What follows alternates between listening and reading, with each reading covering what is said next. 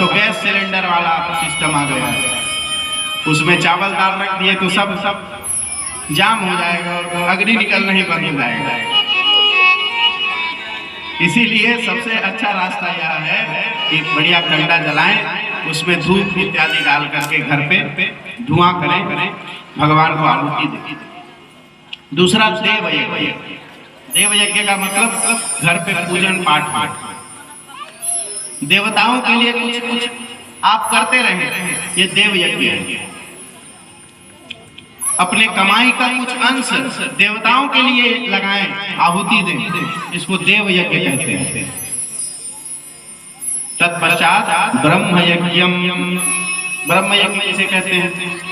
हमारे ऋषि मुनियों ने इतनी तपस्या करके हमारे लिए बड़े बड़े शास्त्र और पुराण लिख करके गए हैं, लेकिन इनको धूल खाता पड़ा होता है हमारे घर। सभी लोग संकल्प ले कि हमारे वेद शास्त्रों में से कोई एक शास्त्र लेकर के, कोई एक पुराण लेकर के, जैसे अपने घर में शिव पुराण ला लिए, एक पन्ना, एक पेज ही पढ़िए। एक पेज नहीं हो सकता है तो एक श्लोक पढ़िए। अगर संस्कृत इतनी अच्छी नहीं आती तो रामचरितमानस खरीद कर लाइए, घर पे रखिए और एक चौपाई, एक दोहा, कोई एक प्रसंग पढ़िए। इसे क्या कहेंगे? ब्रह्म यज्ञ। ये हमारे दिनचर्या में शामिल होना चाहिए। जब हम पूजा करने बैठे तो कम से कम भगवान के कुछ चरित्रों का गुणगान हम करें, इसे ब्रह्म यज्ञ कहेंगे।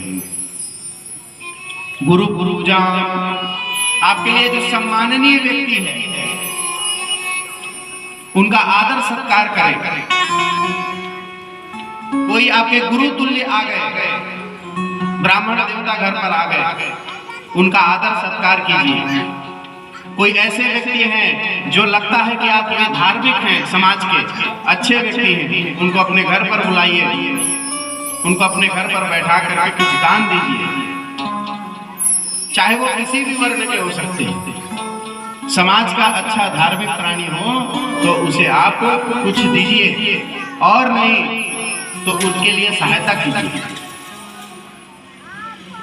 ये हो गया गुरु पूजा।